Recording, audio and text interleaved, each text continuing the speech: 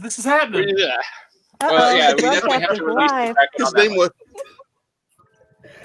one. Guys, how are you? We are live on the American Sci-Fi Classics Track. Yay. My name is the co-director, Joe Crowe, and we have a lot of our favorite people who are, what we're going to do is we're going to forget about the real world, which is garbage, for a few minutes and have a fun convention panel. And here are your participants tonight. Most of these guys you have seen in live action at the American Sci-Fi Classics Track, including the lady to my left. I did it right the first time. Bethany Kesler, how are you? I'm doing just peachy. Happy to be here with you all. 2 internets away from me, my co-director, Mr. Gary Mitchell. Hey, everybody. How you doing? Hey, Joe. Hi, Bethany. Hey, Bethany. Hey, Bethany. Yeah, you forgot partner in crime, Joe. Yeah. Yes. Unindicted co-conspirator is his official title. Yes. Unindicted being the key word there. Unindicted. 1, 2, 3 internets below. Geographically, this is we're like a rhombus, like an inverted triangle shape right here. We're a heart shape. Look at that. Look at us. We are anyway, okay, so right below him, completely distracted, Mr. Michael Williams. How are you, sir? I'm fabulous as always. Yeah. In need of a good chiropractor, I hear. I don't know. We I all? did something. And supporting I'm always ready for an adjustment. Oh. Does he make house calls? I'm not drunk enough for that. 2 minutes and 12 seconds in, and we've already lost complete control. But You assume we ever had supporting all of control. us, supporting all of us, ladies and gentlemen, Miss Sue Kisenwether, how are you? I'm good, although I'm also sorry that I'm the reason we started 15 minutes late. I don't think we've ever started on time with these, so. Well, here's the thing. If I try not to be the problem.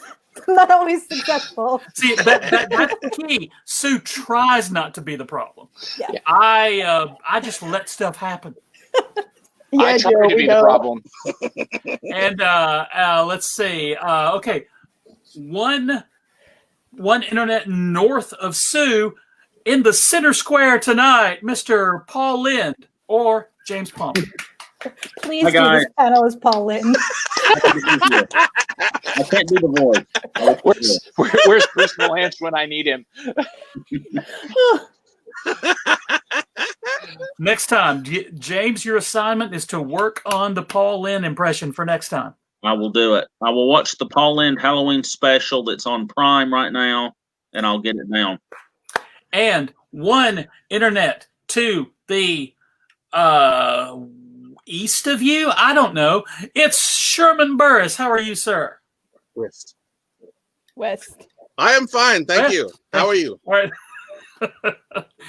And so, our topic tonight, do you even sci-fi, bro? For goodness sake. So many people who have said, well, I remember back in the olden times when Star Trek wasn't so political. Ha ha ha. You're wrong.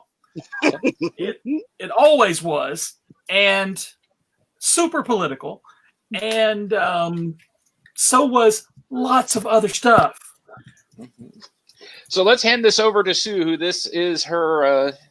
Sue, lead us down the garden path, as it were. Right. So, like many of the panels I pitched to Joe and Gary, this came out of me being annoyed by fandom.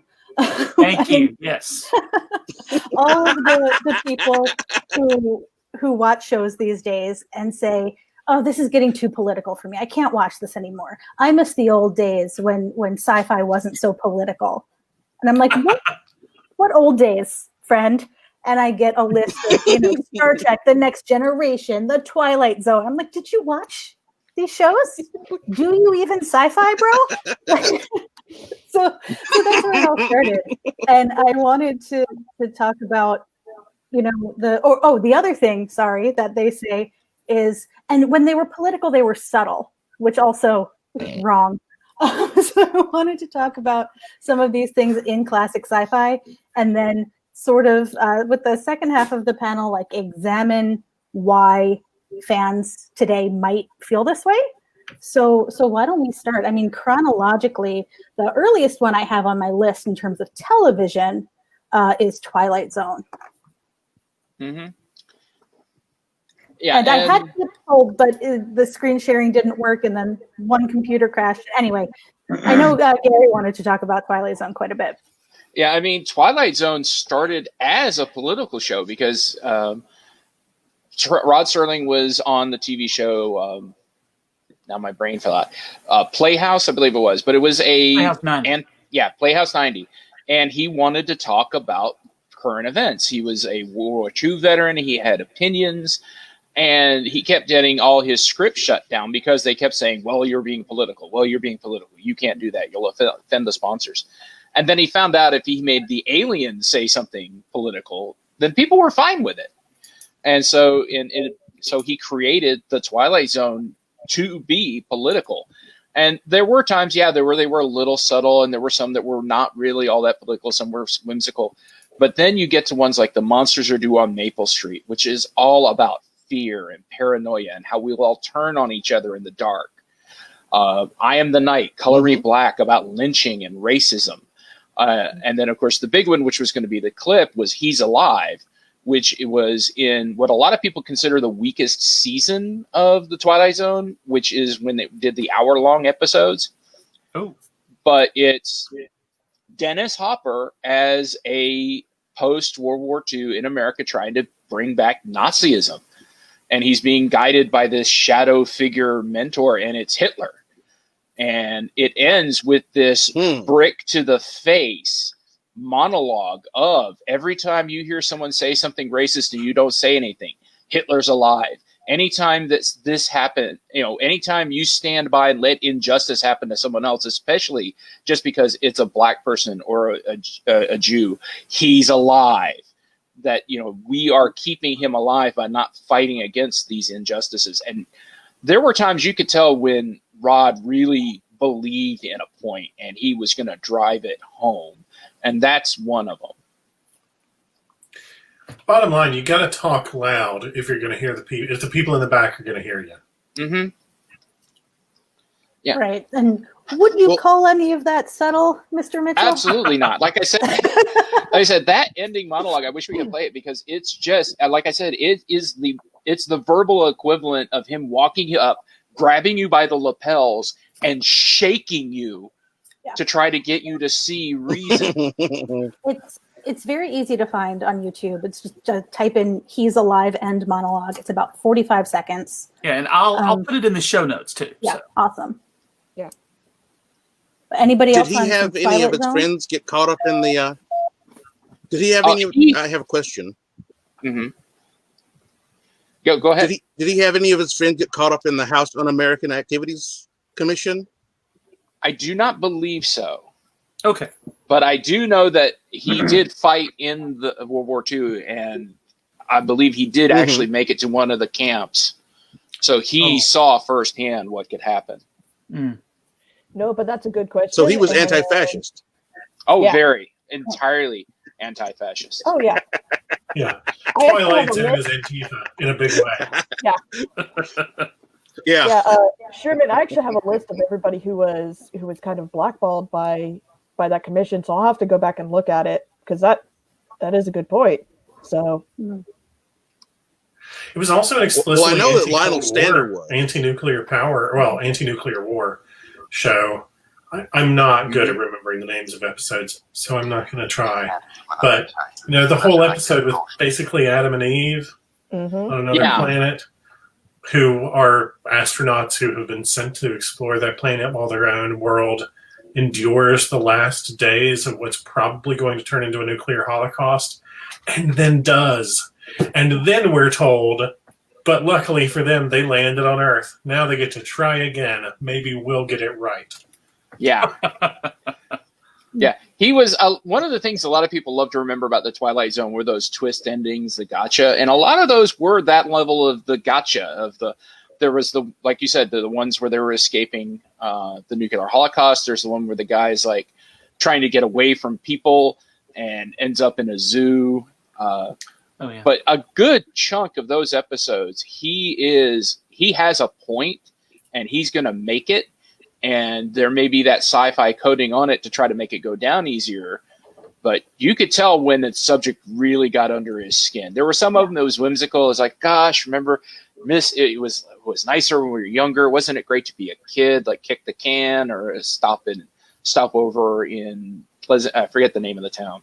But then you get the ones like, again, He's Alive, or the one with the plastic surgery, whose name now falls out of my head. Mm. Yeah, there were times they clamp it. Yeah. Rod had no compunction of just walking out with a cigarette going, look at this, you bozo. Yeah. One where the thing that breaks the town, basically, is that they're like transmogrifier device that can give them any device they have a pattern for, eventually gives them a gun. Mm-hmm. Yeah. Mm-hmm. I mean, and that's really the lesson of Monsters Are Due on Maple Street, right? Is just sit back and watch, and the humans will destroy themselves with their assumptions and their prejudices, and always looking for an enemy. And that one was pretty much a comment on the Red Scare. Mm-hmm. It was very much a comment on the Red Scare. Well, there was a Coco comic about that too. Oh yeah. Yep. Oh sure. I want to take a jump into Star Trek. If we're moving chronologically, I'd be talking about just the original series. But, as I think a lot of fans know, these episodes were intended to be morality plays. And they did not hold back. There were several writers, so sometimes messages got confused. But, I mean, there's Let That Be Your Last Battlefield. That's the episode with the white side of the face and the black side of the face. Mm-hmm. And these two aliens are saying, can't you see? It's so obvious how different we are. And Kirk and Spock are just like, what? No, incorrect. There's Plato's Stepchildren, which is the first, I'm going to qualify it, first scripted interracial kiss on American television. Because it's not the very first one. There's The Mark of Gideon. This is one that I don't think comes up enough. Kirk gives a speech about birth control in the 1960s on broadcast television. When we expand, I'm just going to do quickly the rest, some more franchise stuff. There's now a cat here. In Next Generation, Picard gives a speech against religion. In Who Watches the Watchers. DS9, we get Far Beyond the Stars, which is a hugely racialized, race-based lesson episode. We get Rejoined, which has a lesbian kiss in it, which they had to couch in, again, alienness to make it acceptable. We get to Voyager. We have an episode about healthcare and critical care and how the people who can pay more get better treatment. Even Enterprise did an episode about the AIDS pandemic. Called Stigma.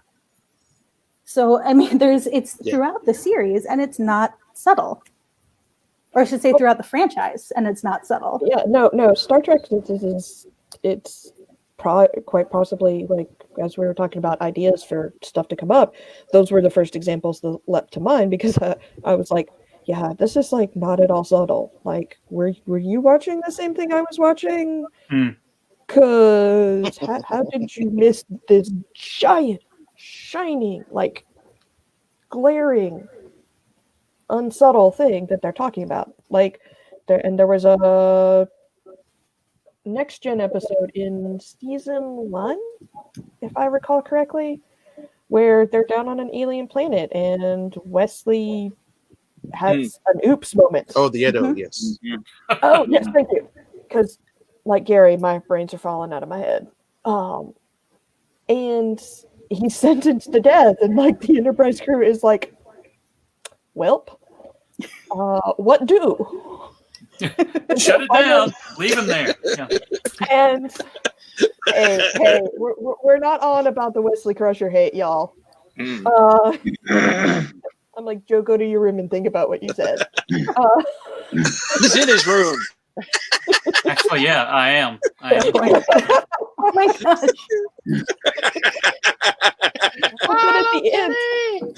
But at the end of that episode, you have Picard give this great speech about why capital punishment is bad. Yeah, it's just flat out like, out of all the choices you could have chosen, you chose the worst one.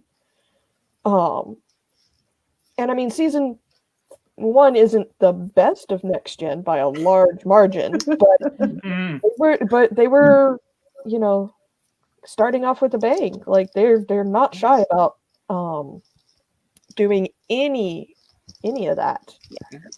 Yeah, well, Roddenberry was kind of in that same boat as Serling, as he wanted to tell morality plays, and this sci-fi let him do it with less people interfering with what he had to say. Yeah. And you look at DS9, the entire foundation of DS9 from the get-go. All of DS9. The question is, are we the colonizers or are we the liberators? And then the question becomes, is it okay for religious authority to have political power? That's not political or anything. And then the question becomes, make Cardassia great again. Is that okay? And then the question becomes, whoops, Empire is just bad, period. And how can like marginalized cultures band together to fight back against the dominating force? It's so interesting, so right? Political. It's political from start to finish. Right when they show up with Bashir and he's like, this is the wilderness and this is real frontier medicine. And Kira from the get-go is, this wilderness is my home. Yeah. I mean, that you're right from the bat, you know that you're in for a different kind of Star Trek. And speaking of Kira, she's second in command of the station and she's a terrorist. No bones about it. She was a terrorist. That would, or I don't think we get that today. Would we say that Kira was against fascism? I think we might say she's even anti. Yes. Fascism. I don't know. And then they go back to the Mirror Universe. They're the first show to go back to the Mirror Universe. And they go back to the Mirror Universe specifically to talk about rebellion against fascism. Yeah. It's just, and yeah, of course, now I kind of want a t-shirt with "Make Cardassia Great Again," just to put up on my wall. People started to like Gul Dukat too much when they were making the show. Yeah. When he like makes off with a Klingon ship and a Klingon crew and is like, I'm going to go be a pirate or whatever. Then people were like writing letters saying, we love Gul Dukat now. We hope he comes back. And that's when they were like, oh, we need to write him to be a real jerk. Like we've got to make him real bad to make the point. Well, that brings up a point I'd like to ask the panel then is there a danger in writing something openly political like this where you're trying to get people to understand both sides of making people like Gul Dukat? That's not exactly what you want. Well, I think... Well, it's sort of the way people liked Thanos. Sorry. Yeah, I think you see this in Star Wars too, right? Because the people who even joined the 501st, like myself, and you get drawn to like the bad guy in theater, in playtime. Like it's fun to play the bad guy. They are often in big stories more complex characters than a hero. But I think you can like and enjoy the way a character is written or the way that it is acted without liking what that character stands for. Yeah, it's the it's the and thank you Brooklyn 99 for this. It's the cool story, still murder, bro. Yeah. So, and I mean, and you see this a lot, and I'm so sorry, guys. I promised I would not go here, but I'm gonna do it anyways. Somebody brought it up first.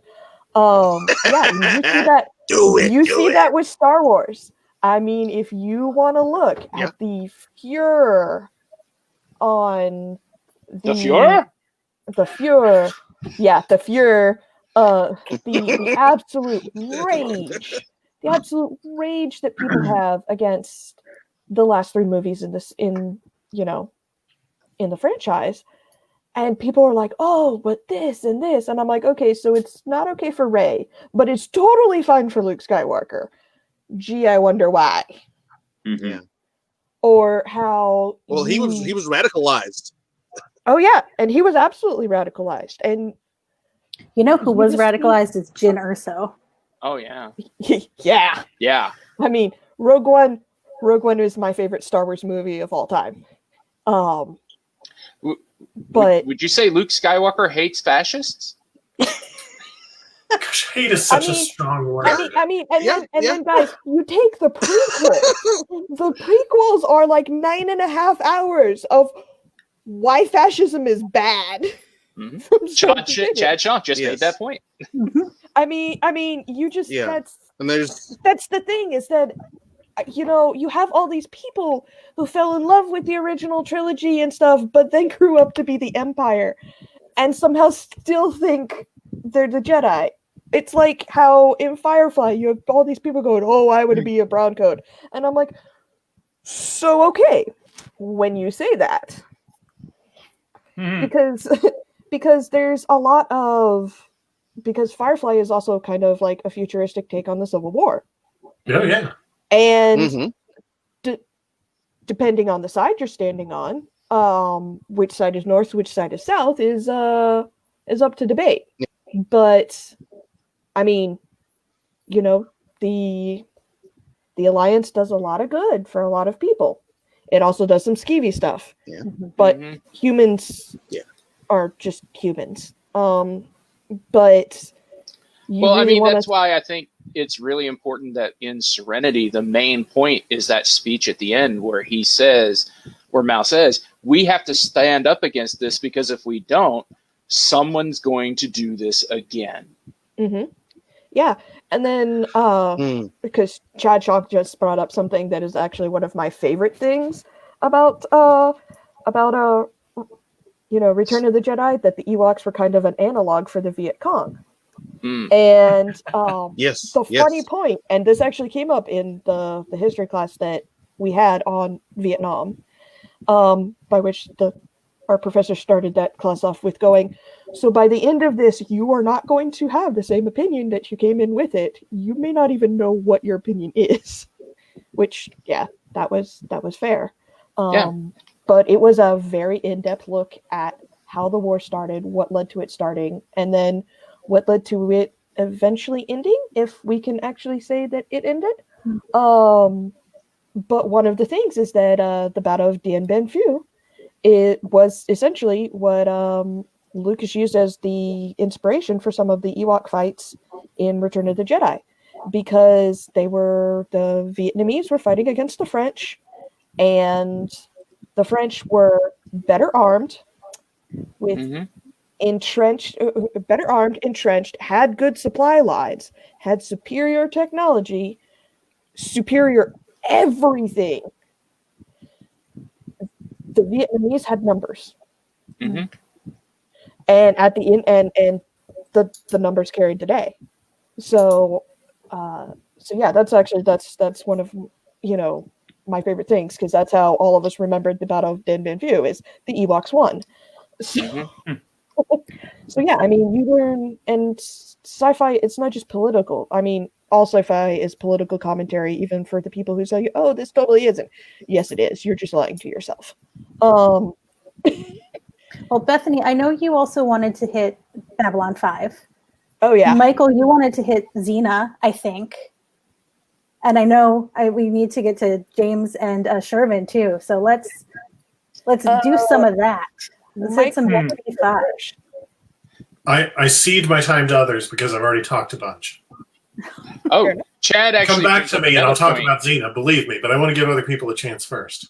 Yeah. Well, and I also want to bring up Chad's point. Chad and Ryan, both lovely hosts of Execute Chapter 66 podcast on the Needless Things Podcast Network. Lucas wasn't being subtle. He called the stormtroopers. Yeah. I mean, it's like the least subtle thing. Right. So, James, which series did you want to talk about? I don't know. there's a couple of moments in just different stuff. I know when we were talking about the Twilight Zone earlier, the Twilight Zone movie had that great and not at all subtle, that first segment with Vic Morrow as that bigoted guy, and he gets kind of thrust into other people's bodies. He's a black person for a little bit, and these people are trying to lynch him, and then he's a Vietnamese person. I think that there was another one. He's a Jew in Nazi Germany. Yeah, that was it. He was Jew in Nazi Germany. That was the other one that people were shooting at him and stuff. So he kind of got to live in those people's skins, and that changed his perspective a good bit. There was also a Next Gen episode that I really liked. I don't remember the season or the episode title, but it was the androgynous race. Yeah. Riker hit it off with that one that had female tendencies. Mm-hmm.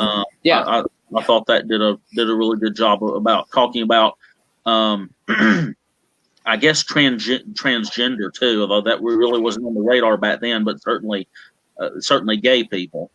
Yeah, we have. If I can just interject a little bit on my podcast on Women at Warp. We actually did an episode on the Outcast where we sort of discussed how, looking at it today, it sort of fails as a gay episode, but succeeds as a trans episode. Yeah. And didn't they originally intend for that actor to be a guy? And then I don't think they intended for it, but Jonathan Frakes was pushing for it. And they said no. Huh. And at the time, though, when it came out, the queer student group that I was in college, like somebody taped that episode and a bunch of us got together and watched it, and people were weeping at the end because we had just never seen ourselves on television in that way. Yeah. Yeah. And I know it's too new, but the Orville has tackled a lot of that stuff with the Mocklins. Mm-hmm. Because they are sometimes one gendered species, and very, very bigoted and conservative in their ways in different aspects. So that it's very interesting to touch on stuff like that. Yeah. All right. So do you want to talk Xena now? Yeah. Did we lose Sherman? Yeah. Sherman seems to have dropped. Hopefully he will return. Yeah. So Xena, Xena is a redemption story. And redemption stories are almost always to some degree political. But B, Xena is a political figure in the setting of that world. She's somebody that a lot of people were worried was going to conquer everything. And Ares was hoping was going to conquer everything. She's somebody who eventually, it's revealed was basically engineered to be the person who would conquer everything. And instead, her story is about the power of developing empathy. It's also a story about powerful women and women's agency in a setting where we don't expect women to have a lot of power or a lot of agency. And instead, at every turn, they always make sure that the story hinges on the decision of a woman, which is very political in our world. It's very political that that show was made in hopes that kids would watch it and see women being powerful and making decisions for themselves. Mm-hmm. It's also a show that's very much about consent. Over and over and over again, what in a lazier show would have ultimately turned out to be a sexual assault scene. And here I'm thinking of, there's a specific episode where Gabrielle has lost her memory. Joxer is lying to her about her past, basically to make himself look more favorable to her. And he tells her that she's in love with him. She just doesn't remember that. And so she throws herself at him and says, I want to remember whatever this is. So have at it. And he immediately pushes her away and says, I can't do that. I was lying. I'm sorry. Yeah. And so it's this a story about a man respecting the ability of a woman to give consent and the inability of a woman who is in an altered state to give consent in the first place, which is super political right now. It's messed up that we live in a world where that's a political statement, but it is a political statement these days. Yeah, over and over again, the show is ultimately about the power of empathy. And a lot of times in real world politics, the question is which side has empathy and which side does not. Which choice, which path forward, which decision, which leader, whatever, has empathy for the population in general and like cares the most about the people who have the least power, and which is just interested in preserving the power of those who already have it. And like that seems like a simplistic, reductive view of politics, but it just keeps being true. I mean, when we view something like Xena through that same lens, over and over and over again, we see this story being about the real power being empathy and understanding and compassion, and giving up the easy path of taking power in order to gain respect. Yeah, and I mean, Xena is also hella queer-coded too, which, you know, was really, really nice to see, you know, in that day and age. Even for like, I know so many people who are like, I never saw myself until Xena came on, and then I was able to see myself on television. For anybody who might not know the term and be watching. Yeah, Bethany, define queer coding. Sorry. You want to define queer coding for people? Queer is pretty much anyone who doesn't fall into who falls into a straight binary. So all your gay, lesbian, trans, all of that, and throughout history up until like the last 20 years, a lot of your villains were queer coded, and because they were the ones that showed the obviously effeminate gay tendencies, to like the sharp dresser, all that stuff. They played really big into those stereotypes. So yeah, that's what we mean when we say queer coding. It's right, and this is also like super explicit in Xena. Like they make jokes about the fact that like they show up places and people will point at Gabrielle and say, "Is that a hickey?" And then she'll be like, and the only person who's been around is Xena. They also kiss in the show canonically, and they repeatedly tell each other that they love each other. Queer coding exists because of the Hays Code. Just really quickly, then you couldn't have gay characters, queer characters on television. So in order to have them, you would code them so that certain behaviors were coded as queer, thus queer coding. And traditionally that became mostly villainous characters. So they'd give villains queer traits or queer coded traits to sort of add to their deviousness, and so that those traits would then become associated with villains. And I just want to say, look at any Disney villain. Like, Scar is the gayest lion that ever lioned or gayed. So. And the Hays Code also, I mean, the Hays Code is fascinating look at history of the way they had to do things. But yeah, anyone because up until the Hays Code, Hollywood, there were a lot of movies, a lot of people don't realize this. They like to talk about in the good old days when everything was pure and wholesome. It wasn't that pure. It wasn't that wholesome. And it was only that way after everybody had a fit and the Hays Code was introduced. Before that, there were a lot of films that would explore. If you really want to look at it, go find a movie called The Celluloid Closet. It's a beautiful documentary. Oh, yeah. And one of the parts of the Hays Code, to loop it back around to where I was going with this, is any character that was non-standard had to be punished in the end. They either had to conform and become straight, or they had to pay for it, and they had to die. Yeah, this is where, bury your gays trope comes from. Yeah. In defense of queer-coded villains, which may not be the most popular way to start a sentence. Yes. But I love queer-coded villains for the following reason. Villains are characters who have figured out what they want, and they have figured out that society does not want them to have it. And they've said, you know what? Forget it. I'm going to get what I want anyway, and everybody else can take a walk. And so they go after it. And that makes them villains, sure, but it's very queer. This is a whole discourse, like in the queer community, right, about like embracing the monster, right? You and why like coding villains as queer didn't dissuade people from being queer because they thought that was a thing, and it's not. Kind of went the other way. But it's like, well, you think I'm a monster? All right, I'll be your monster, and I'll take over the world. Yeah. Bottom line, Magneto was right. Yes. I'm done. Yeah, 100%.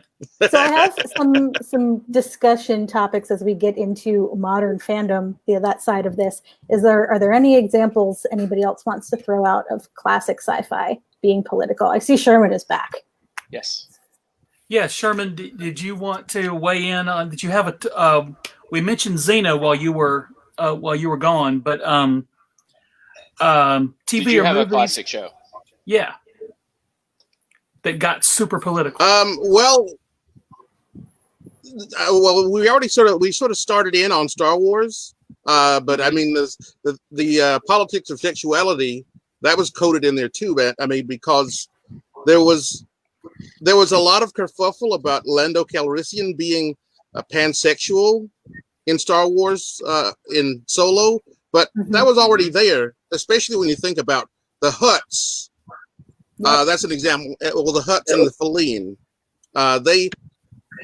because I was just reading about the definition for pansexuality, and they fit that definition pretty well, because the Hutts, depending on whether they were producing a child or not, could be male or female, and they were all kind of villainous. And the Feline, that was another humanoid species, but they were all pretty much villainous and crooks, and so.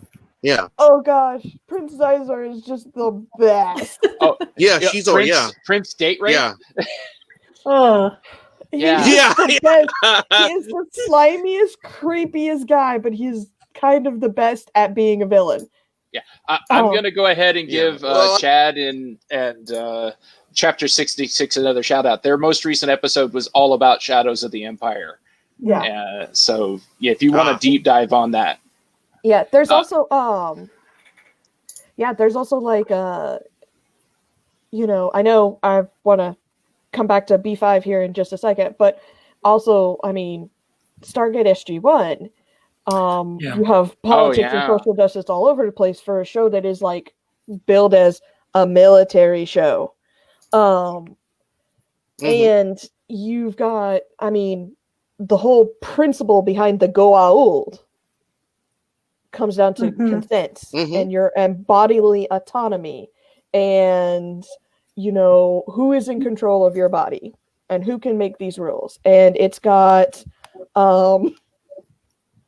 I love the person who just commented that Star Wars also normalized light incest because we've all got a hot cousin.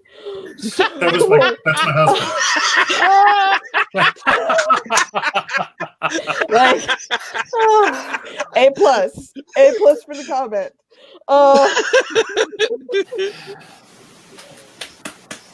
But I mean, so you had that in Stargate SG-1, and you had people talking to people like one of the fun is when they combat like ageism and stuff, because you have the 12-year-old who's coming to Earth for help because they can't think dumb enough to solve this thing. and Jack O'Neill's like, so Merritt, you're a reactor specialist. Yes, it's blah blah blah blah blah blah blah blah.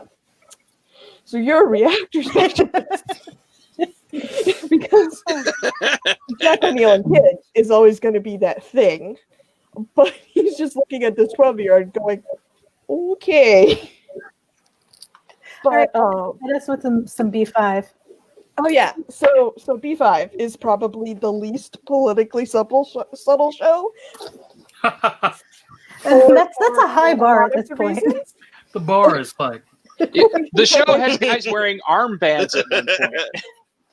It only gets more relevant the older it gets. Yeah, the older it gets, it just gets more relevant, which is absolutely like bone-shakingly terrifying, and yet also awesome, because thank you, J. Michael Straczynski, for preparing all of us for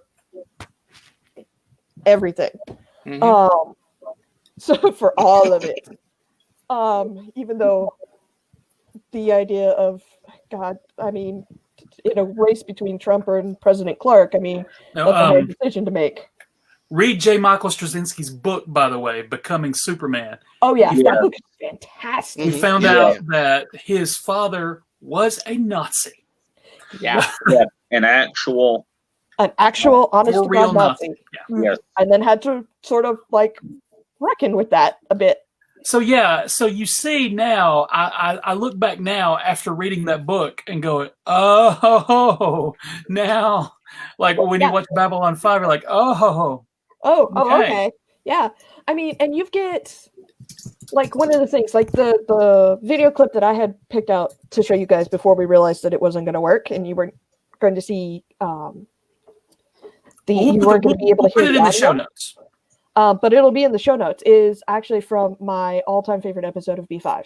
And it's pretty much everybody's favorite episode of Babylon 5. It's episode 3, season 10, Severed Dreams. It's where we get the Len's massively awesome speech of, there's one captain who's ever survived against the Minbari. He's behind me, you're in front of me, move. But it's my favorite episode because you get this scene from ISN, which is the Interstellar News. Yeah. Interstellar News, yes.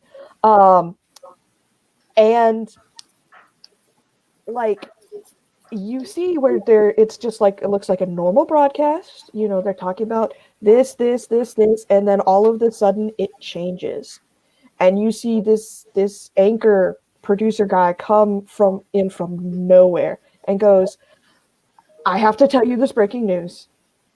This and this has just happened because of this reason. And, there's been a lot there's a lot you don't know. There's a lot that we have not been allowed to tell you, but there's no point hiding that now because there are essentially this universe's version of stormtroopers surrounding the building, and they're coming in, and they've got guns and they've got this and that, and so he's like, we're just gonna all out, balls to the wall, just tell you guys. And then the last thing you see is you hear kind of like, you see that shockwave from either like a flashbang or an earthquake or whatever, and then you see pieces of the ceiling tile fall, and then everything goes to static. And it is one of the most powerful bits of that episode, because all of a sudden, the clue hits for a lot of people. Oh my God, this is actually real. This is actually happening. And it's one of the reasons for that, and we need a free press. Yeah. We absolutely need a free press. The Washington Post has this thing that's democracy dies in darkness, and it's very, very true. So it's just, there's so much in B5. From, they show you love on every level, from queer love to straight love to platonic love. You see negative growth arcs, you see positive growth arcs. You get like this whole breadth of human experience, and you see what happens when something falls into this totalitarian regime, and then what it takes for people to fight back against that, not just from a military point of view, but also from a civilian point of view. And you have the Black Watch, which is kind of their version of the Gestapo. And I mean, yeah. And of course, I see people in the comics going, yeah, nobody is perfect. I understand this. I'm speaking specifically to B5, not his comics. But yeah, J.M. Straczynski really, really hit that one out of the park.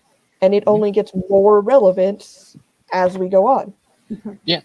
My favorite thing about B5 is that he does do it over the course. Like you said, it's season 3 when this happens. He shows how slow and incremental these changes come in. My favorite episode is the one where Garibaldi's right-hand man, whose name escapes me at the moment, joins up with Zach, when he joins up with Black Watch.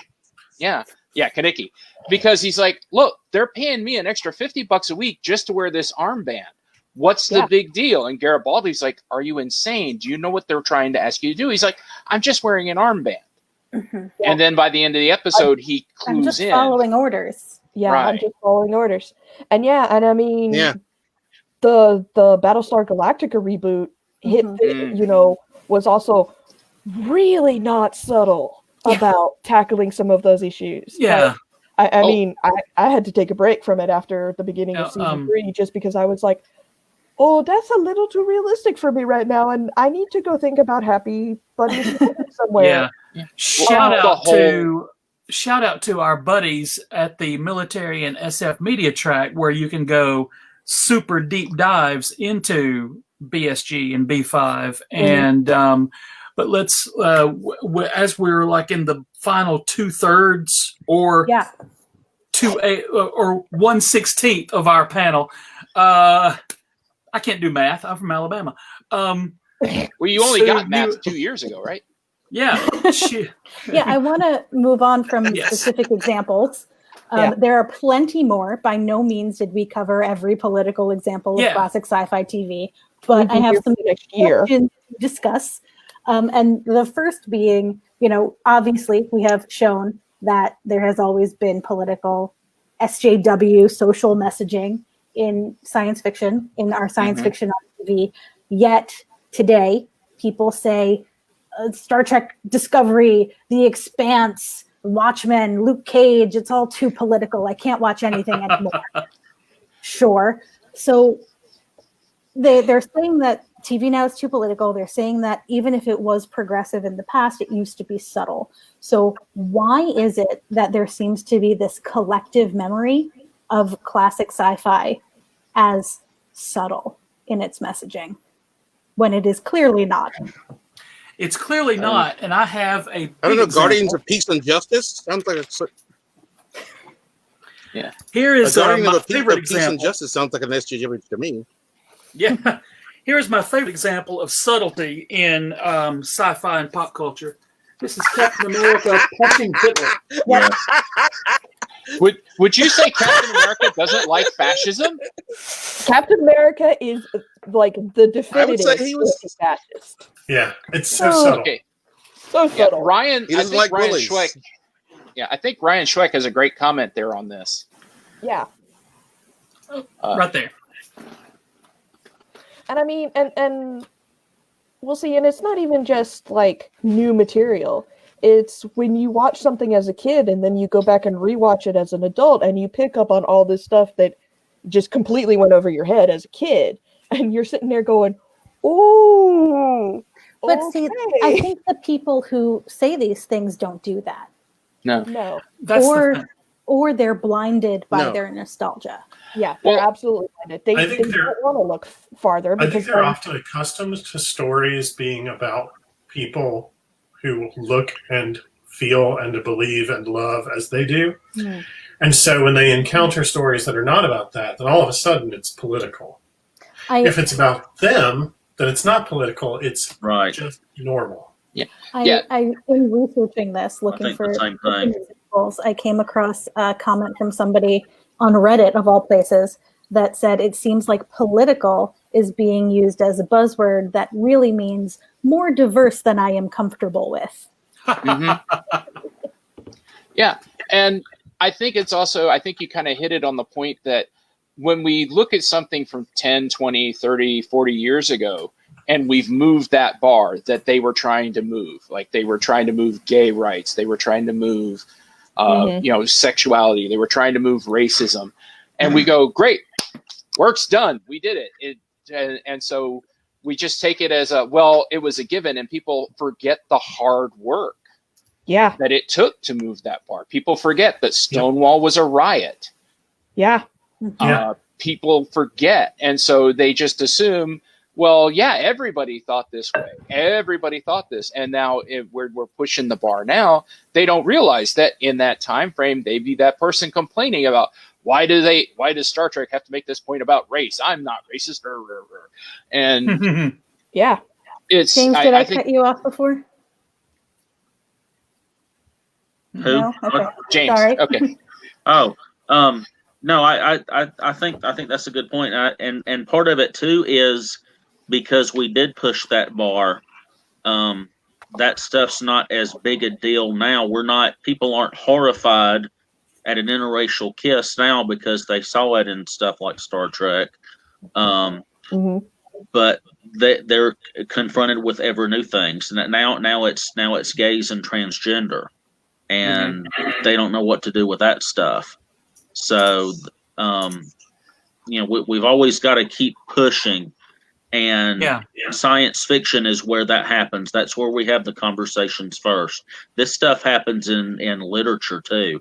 I've been dealing with this, the stuff what you heard about, the sad puppies and the skinny puppies and the Hugo Awards and all that stuff. This is going on in literature too. That actually reminds me. You'll also, the point I wanted to say, that you'll notice a lot of people who complain about things being too political never have a problem with something being political from a conservative, from a I'm not saying Republican side, I'm being a conservative side. There's a whole publishing company that all they do. Yeah. There's a whole publishing company dedicated to mainly military sci-fi that pushes a anti-progressive agenda. And people love them and hold them up. There are people who write for that company who love to do things to own the libs and make people angry, but that's not a problem. The only time it's a political problem when people are being political is when we're trying to make the door wider. Right. And it's, it keeps you from telling stories with any depth. I call a lot of that stuff war porn.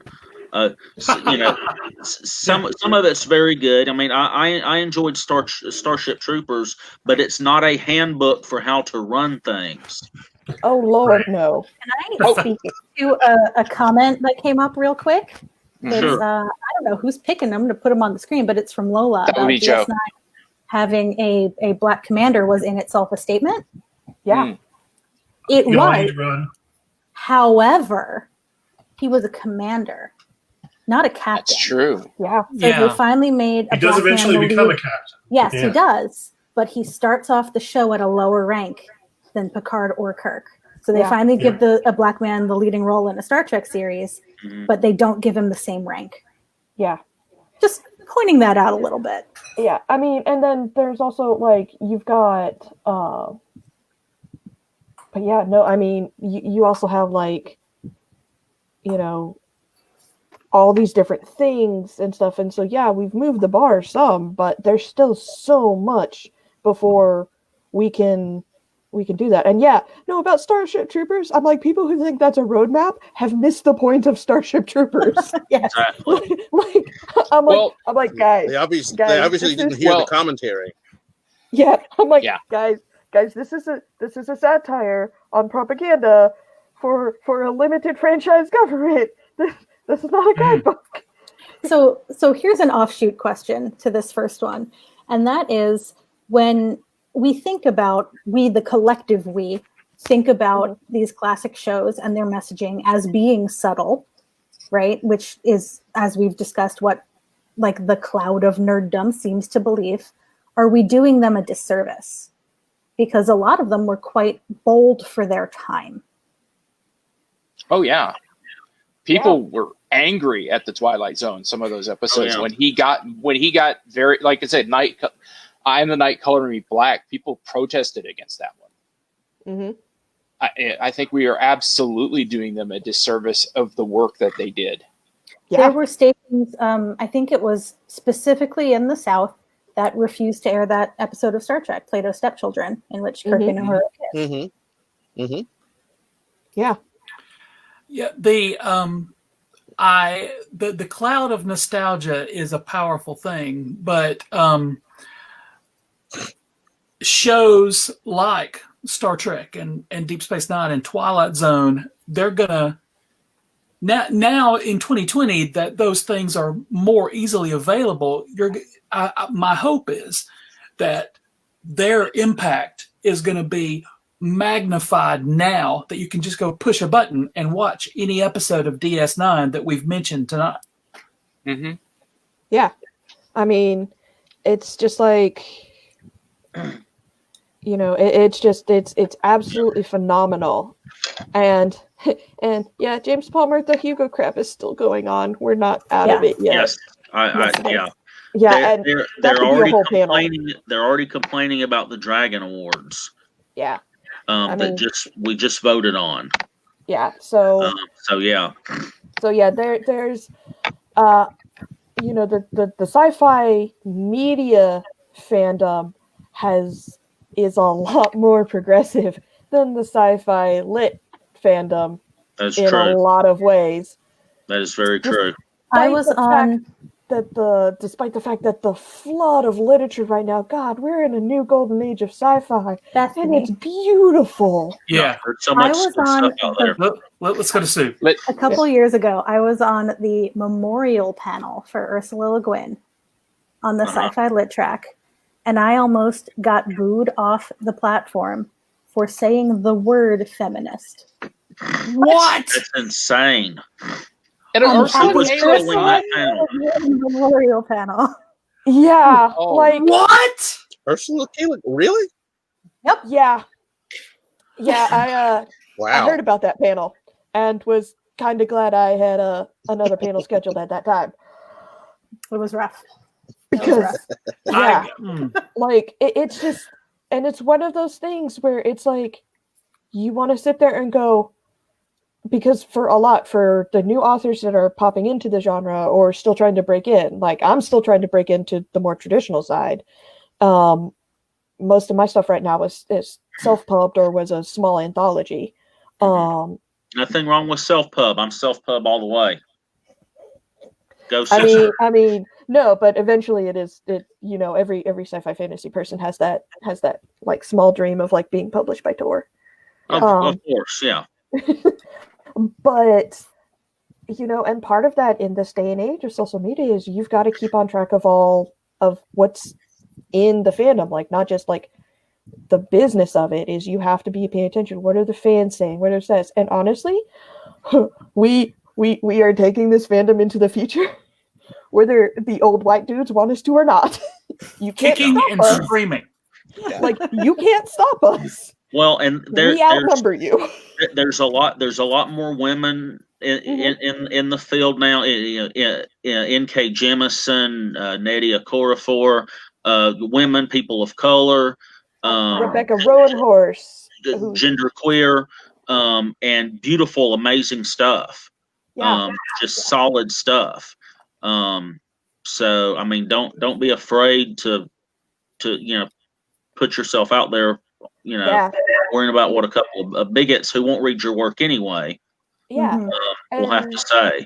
And like I just had a blog post about this. Is there is no required reading to join the genre/fandom. Like, if you know everything about the classics, that's great. That's awesome. Yeah. If that's your thing, more power to you.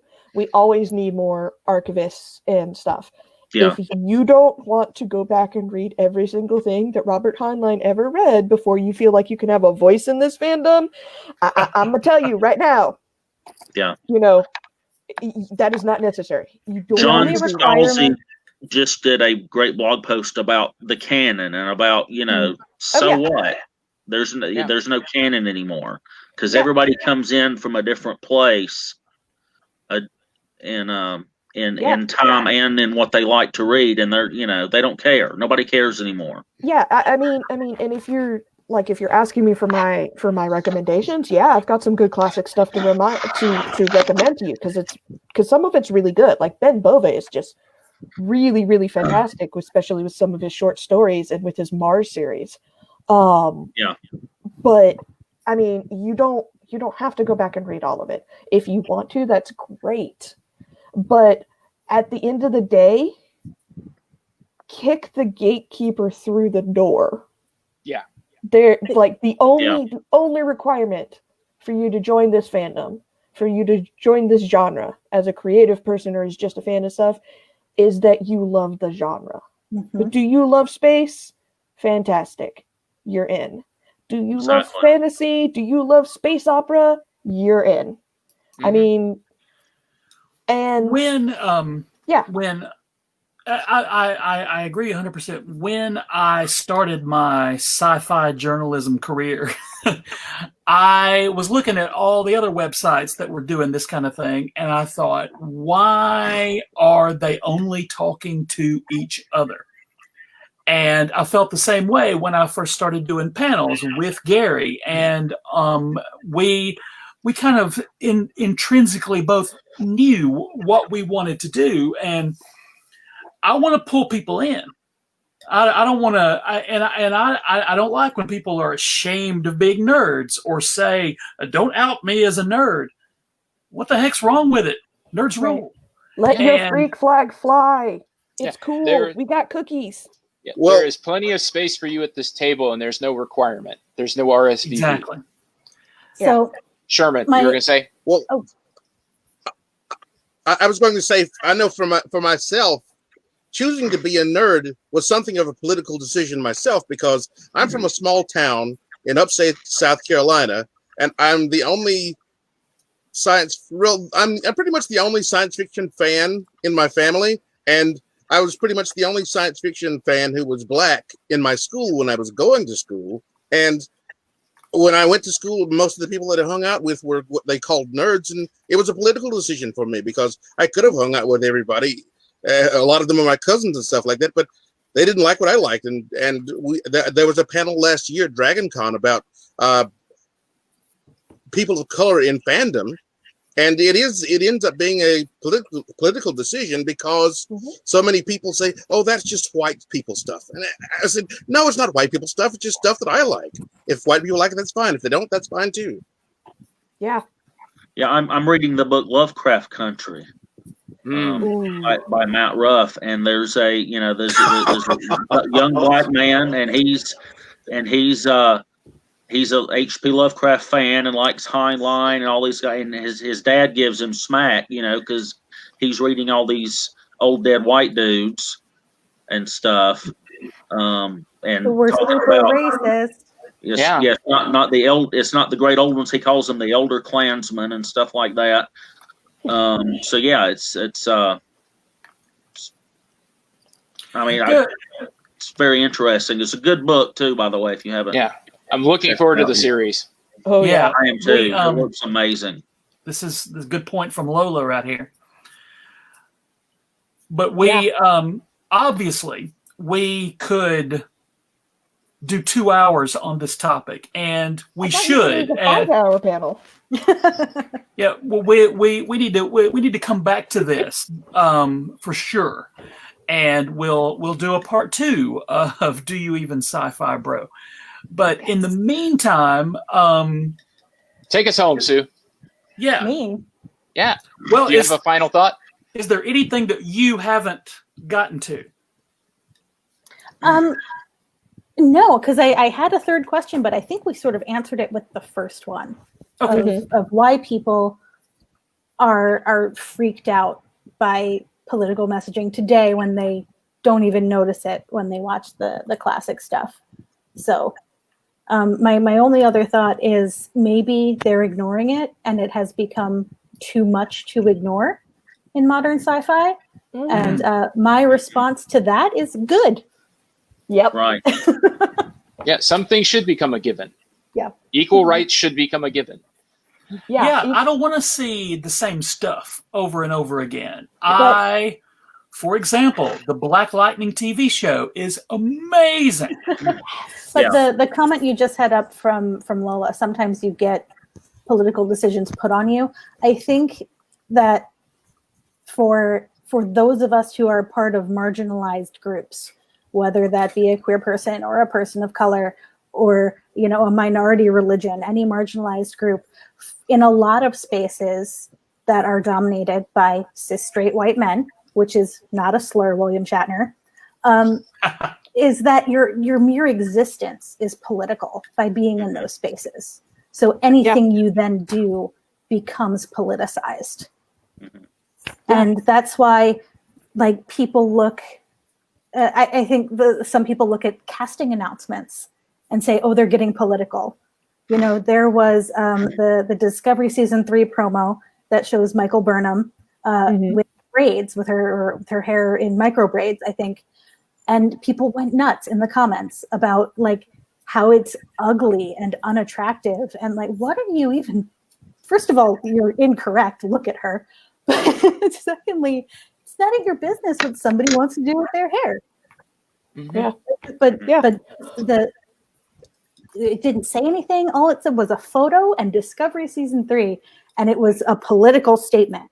So it's just, it can be exhausting when you are in a marginalized group and are navigating those spaces. Yeah. I mean, it's I mean the Wheel of Time casting, which I could not be more excited about. Oh my god, you guys. Has been really, really politicized because gee darn, they're not all white. They're not all white guys. They're not all white. White ladies. And it's so beautiful to see it that way too. I mean, it adds, it also adds text, it adds color. And I'm super thrilled for that. But then, I also remember when we were doing the Endgame panel at DragonCon last year, where someone actually had actually asked the question of, do you think all the women just being in that one short scene at the end like that was pandering?